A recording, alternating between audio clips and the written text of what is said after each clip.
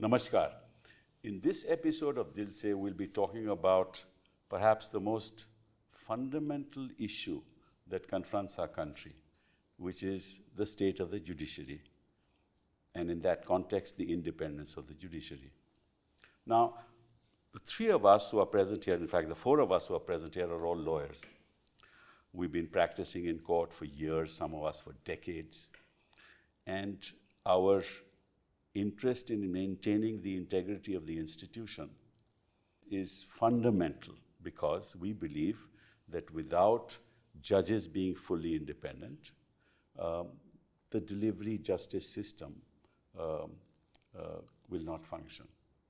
So what are the problems that are facing the judiciary? And incidentally, when we do this program, it is not meant to denigrate anybody, not meant to attack the institution, but meant to look at issues in a constructive manner to make the system more efficient. Someone said that, if you really talk to lay people in the country, they've started losing confidence in the institution, and that's not a good thing. Now, what are the reasons as to why they're losing confidence? A part of the reason is the process of appointment. Part of the reason is that nowadays we get judges, more and more judges who are on government panels and then are appointed to the judiciary. In principle, we can't be against that, but we see the consequences of that in contemporary India. We've had a judge recently of the Allahabad High Court who has been now, some in-house proceedings have been started against him for what he said. And what he said was completely unacceptable. If you remember, there was a restatement of principle as to how judges should conduct themselves in public life way back in the 90s, which prohibited certain conduct of judges, which the judges don't follow. So we have three extraordinary people with us today, people who are leaders in the profession, those who have made a mark in the profession, leading lights of India in a sense within the judicial firmament. Who are going to discuss some of these very complex issues with the intent of actually giving a constructive analysis of what has happened and what should be done. So we have Mukul Rohatgi. Who doesn't know you, Mukul? You did your bar and became a member of the bar in 1978, became a senior advocate in 1994. You were AG of Haryana, Advocate General of Haryana in your 90s. You became an ASG in 1999, rose to the top position in the country, that of the Attorney General in 2014. But then, of course, gave that up back in private practice. And every time I open the newspaper, you're there. So thank you very much for being here. After you in the newspaper. Dushyant is a maverick. Maverick in the sense that he speaks his mind like nobody else in this country. Just nobody else. He also joined the bar in 1978. And his father was a judge of the Gujarat High Court. He practiced in Gujarat from 78 to 86, then moved to the Supreme Court of India. I remember having a conversation with you when you came here. And he was a member of the National Law Services Authority. Whenever there is a crisis within the institution, you will have Dushyant Dave speak his mind. Because I think that he is one person who is unafraid of the consequences of what he says, which some of us are, but you are not. And I admire you for that. I think you wrote a letter to the Chief Justice of India in 2023, when I think you were president at that time, when you told the Chief Justice, why are matters being allotted to a particular judge? Right? You didn't get a response, I believe. But that's what it is. Recently, I saw you in a wonderful interview with Navika Kumar on a channel, and you said some great things. Again, spoke your mind, and we all admire you for that. Thank you so much. Another very, very leading light in the profession, Meenakshi Arora, is here, and she, since 1985, has been in the Supreme Court. But before that, Meenakshi was working with a law firm in Washington, right? A firm called Goodman and Sobel. Then you came to India, you became a partner in a law firm here. Before that, she was my colleague in Ahmedabad. She Okay. started her career Started with my me. career in Ahmedabad with That's why she Dushan's office. has embraced the qualities of being independent and speaking her mind. So she became a standing, 2006 to 2013, you were standing counsel for the Election Commission. 2013, you became a senior advocate. You're involved in the Vishaka guidelines. You were involved in the, sexual harassment of women at the workplace, the guidelines that were framed by the court. So you've done some wonderful public service, and you also have the quality of speaking your mind. And what most people don't know about her, She was offered judgeship for the Supreme Court, which you yes, declined. but she declined. She declined to be a Supreme Court judge, Okay, well, which is There a big loss for the country. I agree with you. So there it is. Mukul, let me start with you and ask you the question. What do you think is fundamentally wrong with the system? With the judiciary. Yes. I think, Kapil, there are a host of factors. It's not possible to pinpoint only one. The nature of appointments, the fact that judges have usurped the power unto themselves to appoint, virtually saying that we know the best and we don't want any other person to be in that appointing authority, whether it be a lawyer, whether it be a member of the government or anybody else. And in that context, there is no transparency. Even today, there is no transparency, except now there is a short note coming out that we have appointed or looked at X, Y, or Z, but that's not transparency. They don't say how many people we have interviewed, how many people we have seen, etc., we have appointed. That's not going on. So that's a problem of appointments, which I personally feel has gone on even beyond the NJAC case. There is no law which allows the court to appoint members to the court. There is no law. There is a judgment of the Supreme Court. There is no law, written law of Parliament or the Constitution of India which allows that. It has been so interpreted, and I think wrongly with respect, to keep the power to yourself. That is one problem. The other problem is that we have cases clogging the courts. And it is going from bad to worse. The system is collapsing. The collapse has started. And I would only recount what I read in the paper about Allahabad High Court, in which you had appeared. Yes. And the court made very disconcerting remarks. Yes. People are losing faith because of clogging of the system. Clogging is because of a variety of reasons. Again, the quality of judges who are appointed, their capacity to dispose of cases, the myriad laws and the labyrinth of laws which requires to be simplified. You look at the Income Tax Act, it is this thick. Nobody can understand by the time you are done with it. So you don't simplify laws. The sentence runs into paragraphs. So you don't simplify laws. You don't simplify the nature of resort to appeals. Laborious laws, some going back from 100 years, going on and on. That's yet another aspect.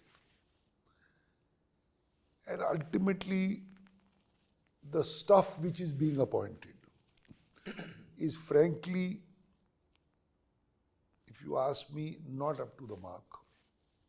For various reasons. Sometimes that person has no experience. In the sense, in the last 25 years before you become a judge, you've done hardly few cases. If you don't have experience, you're not able to deal with the job. You're not up to the mark. So I would say these are a host of factors which is afflicting our judiciary, and a multi-pronged approach is required, starting from the manner of appointments, the declogging of courts, simplifying the laws, simplifying the nature of appeals, and then we can look at something. Otherwise, I'm sorry to say that in our lifetime itself, this system will completely collapse. But tell me, on the manner of appointments, Dushyant, the Supreme Court has so to say, through an interpretive process, taken over the power. But when you take over the power, you have much greater responsibility to deliver, right? And I think that we are all ad idem that responsibility has not been discharged in a manner that satisfies the lay people in the country. So what would you suggest as to how to deal with it? And if you want to start a process of change in the manner of appointment, how do we go about it? See, before I answer that, Kapil, let me tell you one thing, that one fundamental desire of people, which is today not being met with by the constitutional institutions, is their clamor for justice. There is a lot of injustice in our society, be it at the hands of the government, be it at the hands of the powerful and the rich. People are suffering. I mean, this includes all kinds of people, government servants, business community, landlords, tenants, workers. Everybody is suffering. The criminals who are being tried, falsely implicated, even those criminals who, are being tried and convicted, they are not getting relief in appeal courts, The judicial system, as Mukul very rightly points out, is not collapsing. To my mind, it has collapsed. And I really commend you, Kapil, for starting this dialogue, because it needs a nationwide debate. Right. Because what we are discussing is complete negation of rule of law. Right. And if there is no rule of law, there is nothing called democracy which is left in the country. Right. Now, you have 5.5 crore cases pending in courts across the country. You have thousands of cases pending in each high court, 80,000 cases in the Supreme Court. As Mukul says, I mean, you can never really dispose them off during our lifetime. Maybe even for next 100 years at today's speed. What is really missing is that the per capita ratio of judges is perhaps one of the lowest in the world in India. That's correct. And government is not interested in really increasing that. So it requires an awareness, it requires a great discussion, debate, and perhaps it requires tremendous pressure to be brought on the government to make sure that more judges are appointed, more infrastructure is created. But that's one aspect. The other aspect is that, as you rightly said, what about the appointment? Now, when judges, I would say, took away the power from the government to appoint High Court and Supreme Court judges, the fundamental basis for that was that we will appoint best from those amongst available. Like Shekhar Kumar Yadav. And not appointing judges like Chief Justice Murlidhar, Chief Justice Akil Qureshi, and Chief Justice Jayant Patel from Gujarat, and many, many others. There is no doubt in my mind that after 1992, the quality of appointments to High Court and Supreme Court judges has been, seriously flawed. And we have definitely not appointed the best from amongst those available. Was the appointment process or the quality of judges better prior to 1990? I would definitely say that it was better. Yes, it was not perfect. Yes. It was not perfect, but it was better. Today, judges... I would endorse that. Yeah. I would endorse that. I mean, you see... No, I would endorse it too. Yeah. Yes. You see judges like Chirappa Reddy, APC. I mean, you can have a list. Correct. But there are problems with that which will be created if a political establishment from of the Gajendra nature... Gadkar downwards, we had excellent judges with the government had appointed. That's correct. That's so correct. what is it that suddenly has happened? Once you've taken over power, why is that last 50 years experience gone down the drain? Because there is complete nepotism in appointments. And this is what, every collegium, I think all of us know, in high courts, when it sits, every member of the collegium has his or her nominees. And it is give and take, which leads to the appointments. Right. Same thing happens in the Supreme Court, we know it. Now, the issue is today, Kapil, that nobody in the judicial system is willing to address the problem which is plaguing the country. No Chief Justice in last 30 years, 35 years since I came to the Supreme Court has ever cared to really go into it, except Justice Amadi did to somewhat extent. And believe you me, every Chief Justice on his appointment has received a letter from me, mostly handwritten letter, in which I have begged them that you do something about it, however short your tenure may be. Consult IIM Ahmedabad, consult IIT Technology Delhi, consult best of the lawyers, best of the judges, best of the stakeholders, and find some solution to the problem. But no Chief Justice has shown any interest, including responding to the letter. I am really disappointed to say that we are part of the institution, we love the institution. See, today, therefore, there is nobody to guide the district judiciary, this subordinate judiciary, nobody to guide the high courts. And Supreme Court, if Chief Justice Chandrachud, during, constitution bench matters could come 45, 50 minutes late on virtually an everyday basis, which we saw during 370 hearing, or many other times. That percolates down. Now, judges need guidance, and unless you deliberate with the members of the bar, people who have vast experience like Meenakshi here, Mukul here, or you yourself, judges have to talk to them. Judges must talk to every good lawyer in every high court, every district court to find out what the problems are. That conversation is missing. Nothing. There is no effort. There is no desire. Every Chief Justice comes only to while away his time looking at the SLPs, which is not his function. Believe you me, deciding SLP is not what head of the judiciary has to end up doing.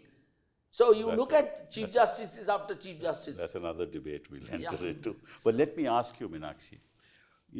People have a tendency, and that's human nature. If you get power, you don't want to give it up.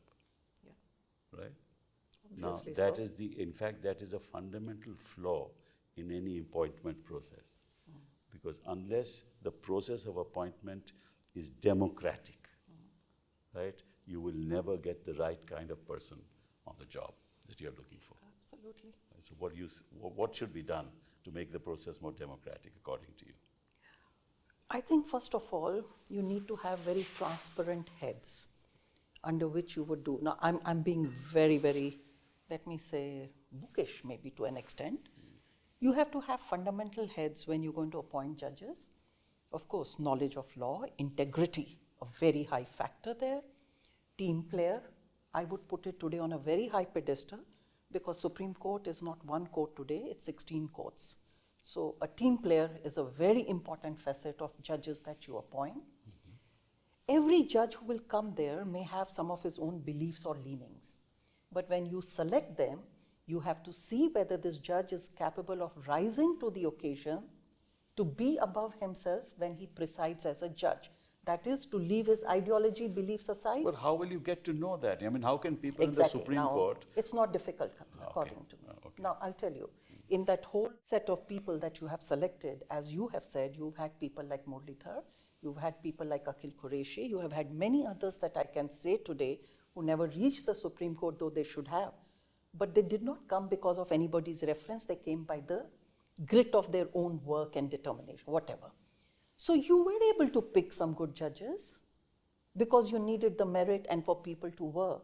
But at the same time, you want to have some of your own there, if I may call that so. And in that process of having your own, you pick people only who toe your line or speak your voice, and you believe that once they are there, they will again speak your voice.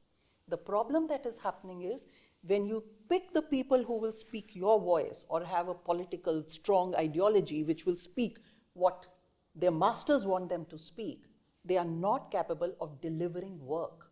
You do not look at their ability, you do not look at their knowledge of law, you do not know whether, and I have been told this from someone within the system that, take for example, now this is not from there, but just take an example, Allahabad High Court. There are barely 25, 30 of them who actually work there. Many are not even able to dictate a 2-line order in the court. And those are many of them among them being the recent appointees. If we are going to fill our judiciary with that kind of appointments, well, the doom is there probably, or as Mukul says, it's not too far away. It's already there. And that's what we have done. Yeah, but for that to work, you need to bring the bar on board. You need to bring successful members of the bar on board for discussion, right? You need to have a committee much before a process of appointment takes place, in which there are representations of the bar, of the judiciary, right? Of the high court in which that appointment is to be made, of leaders of the bar there, of people in the public who have a status in society, and you have to discuss each judge threadbare, each prospective candidate threadbare. What are his qualities? What is his background? You know, I have no problems. There are many people with ideologies who have come to court and been fabulous judges. Krishna Iyer is one of them, right? But, Subbara was another, right? Kapil, may I just say something here while you are at it? I am given to understand, I could be wrong completely. I believe Justice Yadav, about whom we were talking a few minutes back, had been actually turned down by the previous Chief Justice completely. Yes, correct. So I would ask myself a very, very important question. Having been turned down by somebody else prior to you, what was the difference that made you appoint him? And we've seen the result. Meenakshi, I don't want to go to individual cases because there are several cases where there are IB reports, anti-IB reports, and all. Let's not go into all that. At the end of the day, it goes back from what you are saying. It goes back to one basic question. You must have a broad-based, transparent committee. Absolutely. Call it NJAC, don't call it NJAC. Yes, correct. Couple of members of the bar from the Supreme Court, from the High Court concerned, Chief Justice and 2 judges of that High Court, maybe a government representative, law secretary from there, some well-meaning individual from there, of that state, a prominent person who has no axe to grind, who may be 70, 75 years of age, who has no personal axe to grind. If you have that broad base and say, now we have a panel of 5, what do you have to say?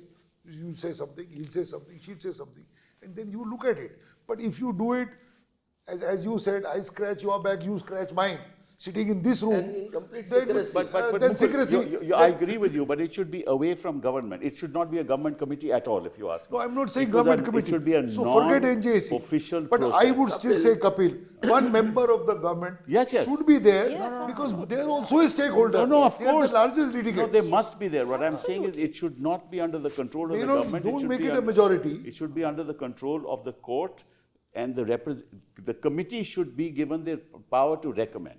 See, the real problem is this, Kapil, that, you'll go abroad, you'll find that even if one important post, let's say of a director of a famous institution or a vice chancellor is to be made, the process starts 1 year before the incumbent is to retire. That's correct. We don't start that process till after. So you have today almost 50% vacancies in high courts like Allahabad and Gujarat. So unless and until we can take the government on board also and make the government understand. See what is happening, we are now appointing, judges, or government is only clearing those judges who are oriented in a particular way. And they come from, essentially the pool of these high court judges is coming from government lawyers, which is hurting the institution. So we need government also to, understand, realize that this way, it doesn't help justice delivery system. And therefore, unless and until everybody sits together, puts their head together and decides that we have to be scrupulously independent and scrupulously sincere about appointing judges to high courts and Supreme Court, and we will select the best irrespective of their ideologies only on merit and merit alone, then only we can, deal with this situation. That is a far cry. That's a dream which we will never achieve. Add one line to what he's saying. The last 2-3 years, we now have a half-page note which is published by the Supreme Court on appointment of a particular judge of the Supreme Court. By the collegium. By the collegium, to show that there is some consideration. According to me, that is of no real use. But even assuming that is there, so it always says that we have taken into account the fact that this state is not represented on the court today. Right. Or that this minority is not represented on the court, or a scheduled caste is not represented on the court. According to me, these factors are not correct, in as much as if merit is the predominant feature, if one state is not represented, you can say that it is not represented today because we don't have somebody up to the mark. We look at it after 6 months again. Or if somebody from this minority community is not there today. Who's good enough? But we will defer that issue for another 6 months. Right. But to give these considerations, in fact, these considerations are overriding intrinsic merit. Well, I have another point of view on that, which I will which I'll express a little later, but Yeah. I'll go back to the point that you made. And we've done some research on how judges are appointed in various courts in this country, and I've collected some In data. high courts? In high courts. I've collected some data here, and this data is as late as 15th of December 2024. It's updated. And I find here that on an average, if you look at all the high courts in the country, 40% of the judges come to the courts, higher courts, High Court and Supreme Court, who have been government advocates. Now that's a very dangerous trend. And in some states, I'll give you Chhattisgarh, it's 62%. Delhi High Court, 54%. Gujarat Guwahati, is 54%. Gujarat High Court, 56%. You have 59% Telangana High Court. You have Manipur, 100%. You have Madhya Pradesh, 45%. But Now, let if me you're ask you a question before you go further. Do these appointments skew the justice delivery system? Is there a judicial process, judicial thinking, and ultimate judgments? Are they deflected from the law and from the facts? rationale which results in the kind of things that we are seeing today is that when I know that if I get onto a government panel, my likelihood of becoming a judge is much greater, then I'll curry favor with whichever government is in power, in whichever state, right? And I'll get close to that government, then become a panel judge, whether I'm good or whether I'm bad. No, but are you then pro-government? Or if you are a public prosecutor, are you, against basically a pro-establishment in criminal jurisprudence? We are seeing it today. I mean, I don't have to give examples. What do you feel, Meenakshi? Do you We are see seeing that it trend? We are seeing it. Not trend, it's a tsunami. I think he's right. If you have been very long on a government panel or as a government counsel, you really tend to think one way. Apart from that, the problem is the entry into that.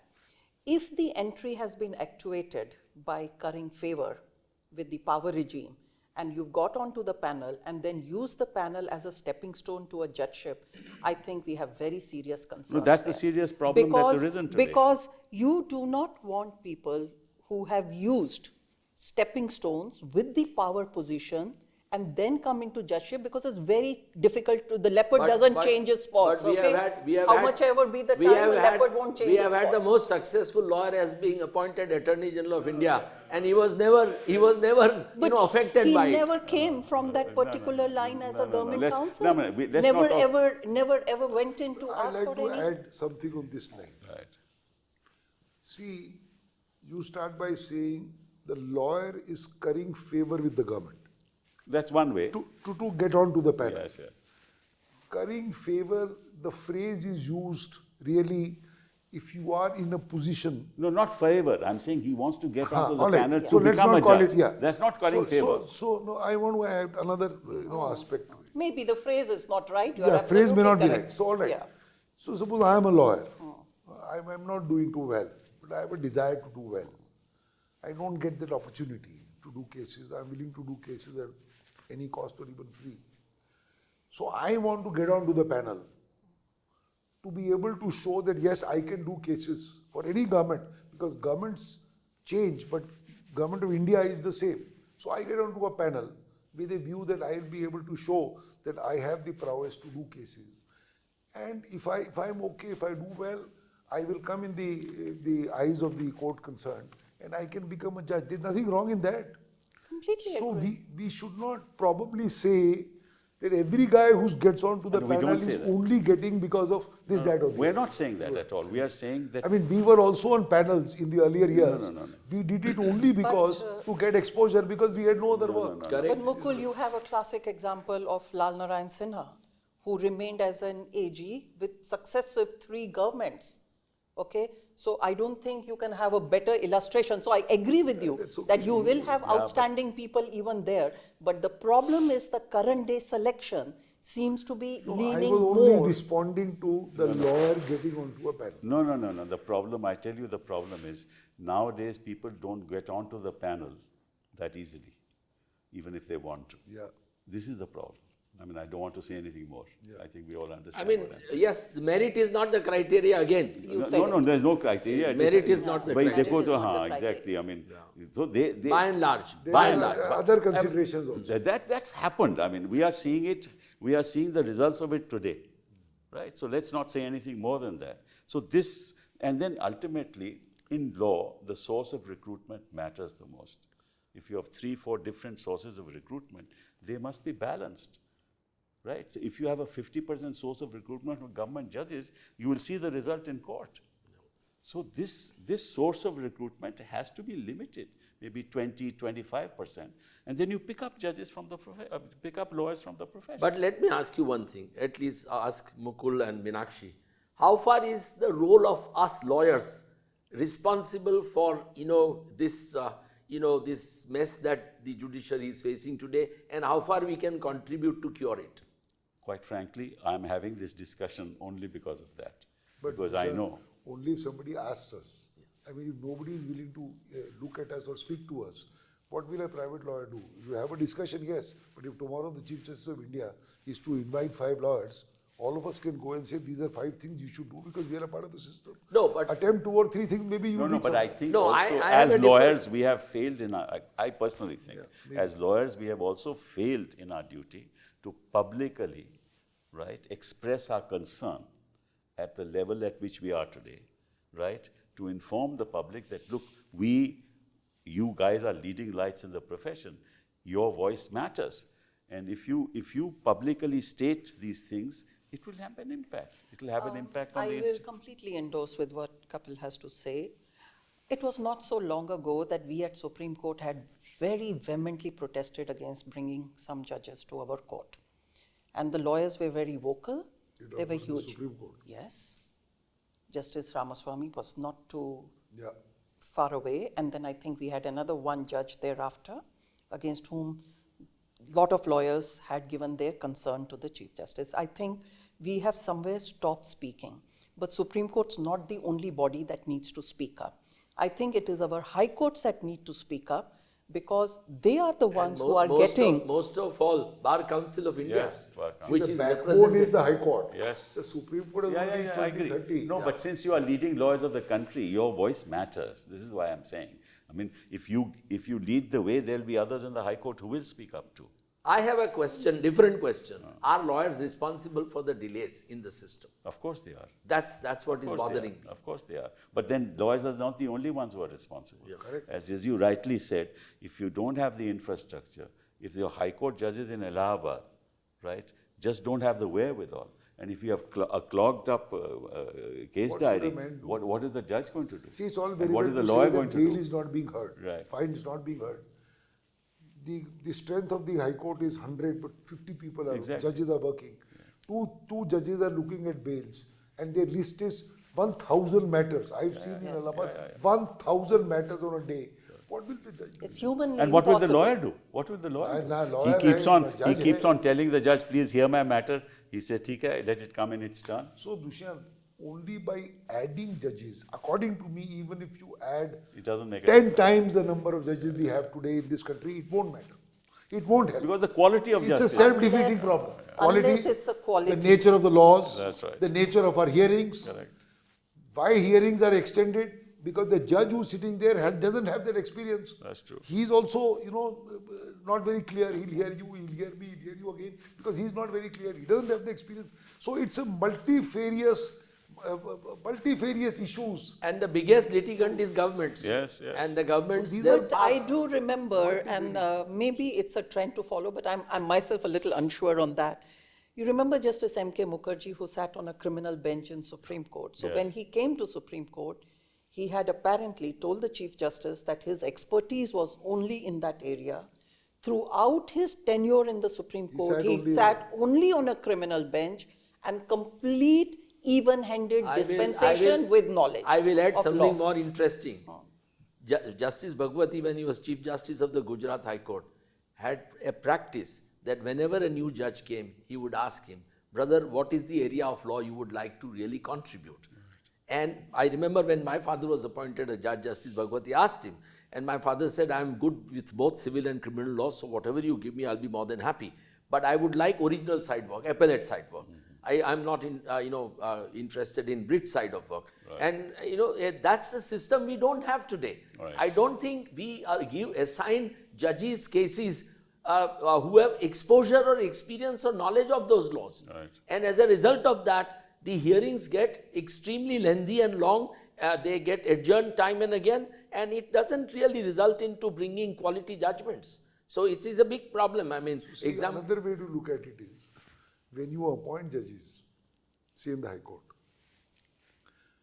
if you say, I want one good commercial judge, one good criminal lawyer, one good company lawyer, one good IT lawyer, one good company lawyer, you start with that way, then pick out from those branches. Correct.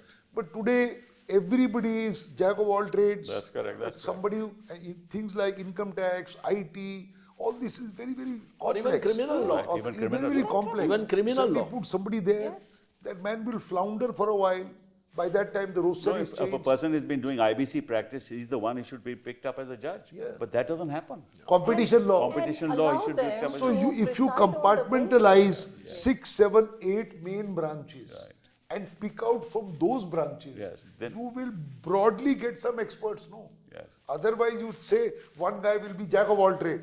Today civil, tomorrow IT, tomorrow. He will have to learn on the job from different lawyers, etc. By that time, the roster is changed, he goes elsewhere. No, And once- at the expense of the litigant, because Call it obviously expense, it call it takes. what you In England, Court of Appeal and Chancery Division have had judges who have dealt with a particular law for all their life as judges.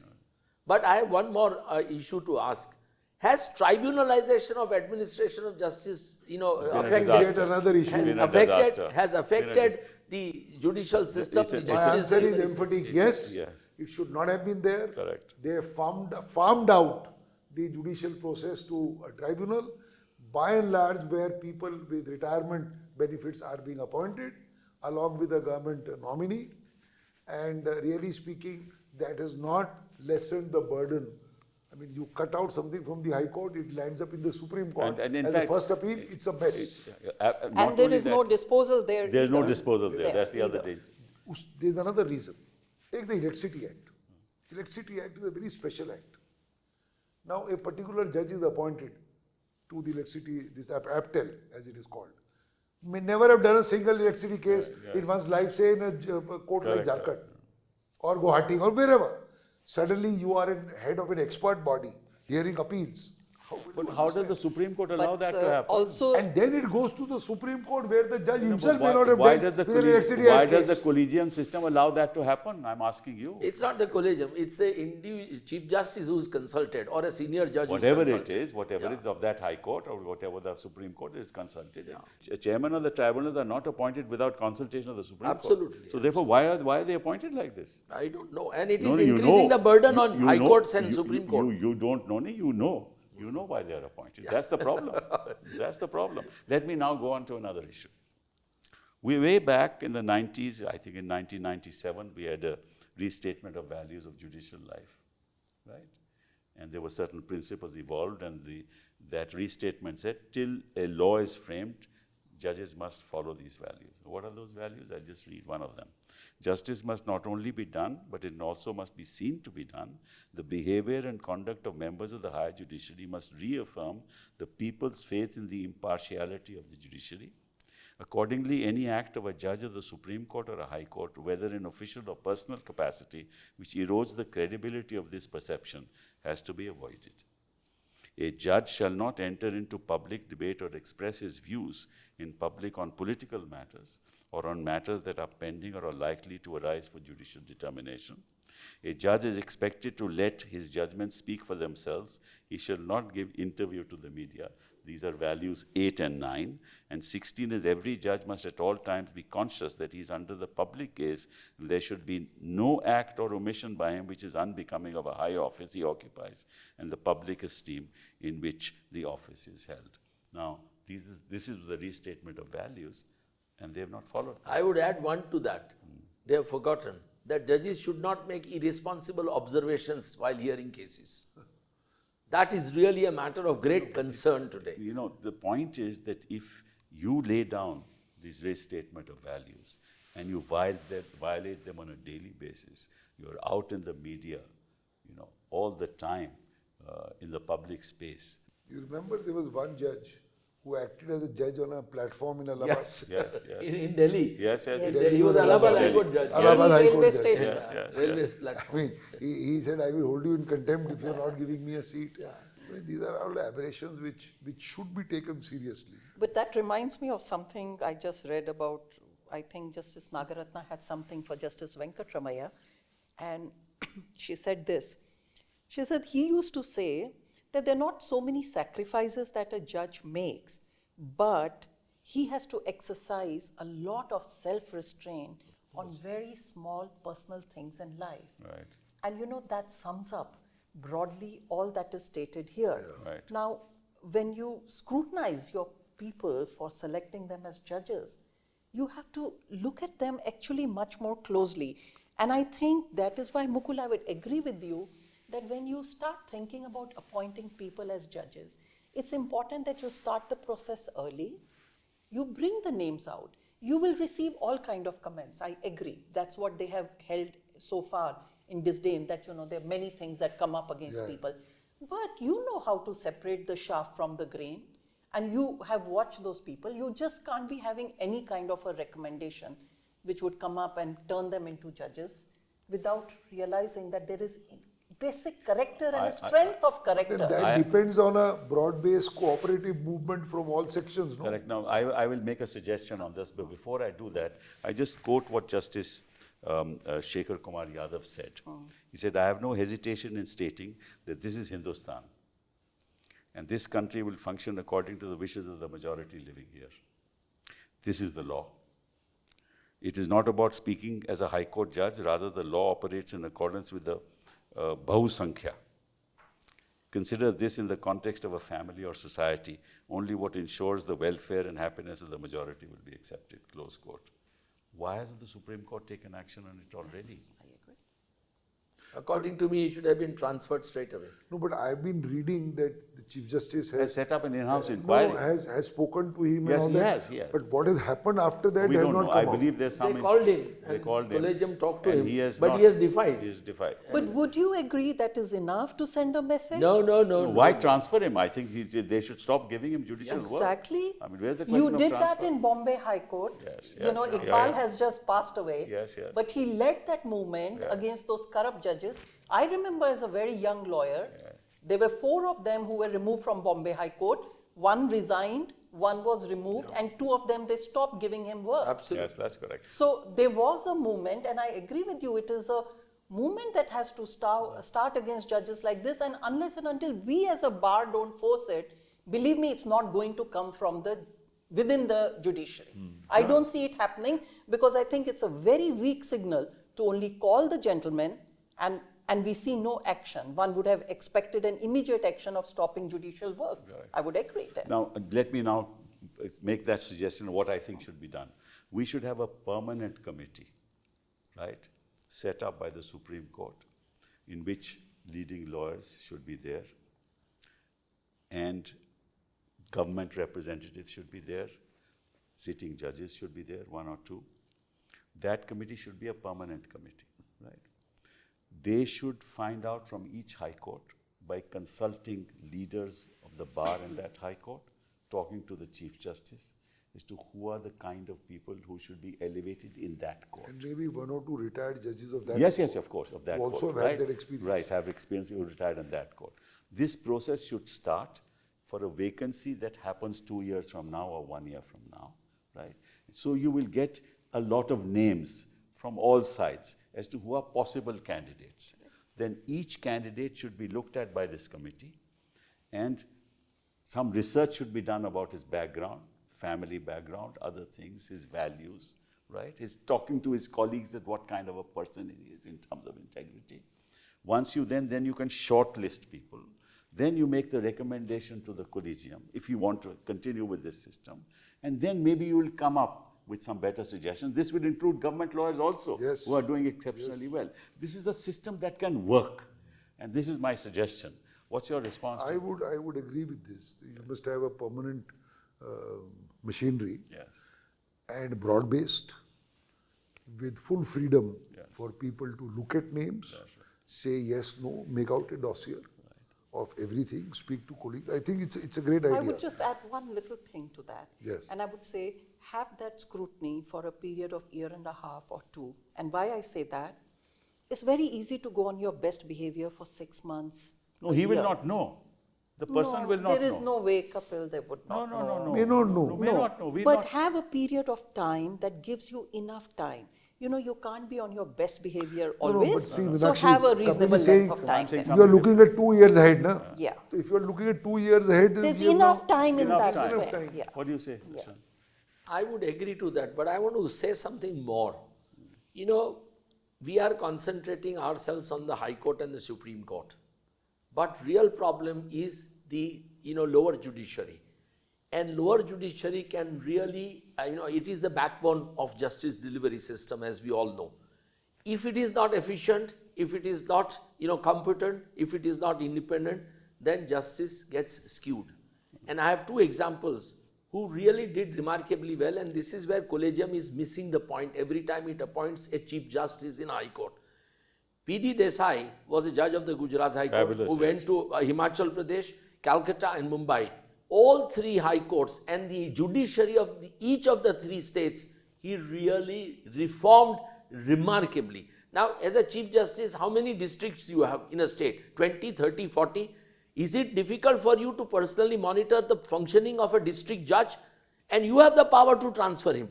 You have the power to appoint the best district judge in a particular district. Recently, if you go to Karnataka High Court, every lawyer swears by Justice Abhay Oak because he did remarkably well. He cleaned up, he was accessible, he did, during COVID, he would receive emails at 2 o'clock in the night and list matters next morning. That's true. So, what is really ailing today is that collegiums do not appoint Chief Justice in High Court after High Court who are competent, who are able, who are efficient, and who can really deliver results. They appoint anybody and everybody, and that is May a I big just problem. add one more angle to That's it. a big problem. That's one. But see, the problem of appointments in the higher courts does not really exist in appointment of the subordinate That's judiciary. correct. For the simple reason That's an exam. that they have an exam in every state, like an exam getting into anything else. So by and large, that exam is not on merit. It's not nepotism. Yes, yes. I'm saying that is a far better system than No, what we is are being not talking followed. about system. Once they are appointed, their functioning. That's their- all right. their- But their appointment But point system, is- according to me, is far better than the system of the High Dushyant, Court. that's a separate discussion that we are likely to have as to what's the state of the lower judiciary. Even though the merit system is there, Yes. in fact, the state is terrible. The lower judiciary in the way in which they dispense justice is horrible because the nature, the kind of things that are happening in the lower judiciary and the kind of influence. I hear today that IO can enter into the chamber of a So- judge so and tell therefore him that- what order that's- is to be passed in that's a a bail s- matter. That's a separate discussion we're going to have. But at the moment, we're on what should be done to improve the process of appointment in the higher judiciary. I think we've touched We are on. just now in the constitutional courts That's at the right. moment. Yeah, exactly. And there's much more to be done, much more to I be think said we also. should stick with which the is final my suggestion suggestion. that you have I made, may- a broad-based, transparent Permanent system, committee. Permanent, like the permanent machinery of arbitration. So a permanent machinery No, of correct. appointment. should There not should be be a just- secretariat. There should be a And secretariat. manned by those who have no axe to grind. Let me tell you another Yes. thing. Who, me, No, X, no, you know, it's something else. In fact, it should be manned by people who have no stake in the system. That's what I'm saying. Right? Okay, that If also. I am, for example, a successful lawyer and I'm there in the committee, every lawyer will want to come and brief Yeah. me. I don't want that to happen. Yeah. So therefore, that has to be done very carefully. But you can have a system like that. But you will still have people who can rise You will above have to have some themselves. I am leading very lawyer. sure about Of that. Of course who you will will. not, Yeah. who will not, In which the court have confidence. Yes. As Justice Verma rightly puts it in that judgment under which they took away the power from the president to themselves, to the Chief Justice for appointing, he says all constitutional functionaries must be conscious that their responsibility in appointment is of utmost importance to survival of this democracy. But he is the one, along with someone else, who said that I'm very disappointed as to how it's worked. Yes. Because I happened to be the lawyer along with Fali when we got the 1993 Advocates on Record Association case. We argued it. I feel bad that I was part of that judgment which resulted in this mess. But you all did it in good faith. Yeah, keeping because- the independence of judiciary. No, what happened was at that your time- primary idea at that Meenakshi, time. there was a lot of political interference at that point in time, which we were against. And we're up with That the same. that has not stopped. Let me tell you That that. has increased. That is not, But yes. then the pendulum went the extreme way. Extreme See, way. this is the problem. Yeah. This is the backlashes which happen. The pendulum. But you it's see not- from emergency later. Can I say one thing? Yes. You decided to do it to save the independence of judiciary from political interference. What has now turned into the judiciary getting politically inclined and the influencers even more. Yeah, yeah, it's very dangerous. But I anyway, mean, be that as it may, unfortunately, your ideas didn't work. we have but had you a need to have wonderfully better ideas. constructive discussion, and I don't think anybody should. Let us end with one note definitely to which all of you will agree, that judiciary even today consists of some outstanding judges. doubt of it. No And- doubt. And we have No huge, doubt. immense respect for those judges. Absolutely, Yes. absolutely. And they are doing their best to really deal with the situation. But yes, it does need to, revolutionize itself. And, it's not difficult for them to revolutionize and make it much far more better, far more efficient. With that note, with that little comment, thank you very much. Thank for you, being sir. here. Thank you very much. Thank you. Good night. Thank you.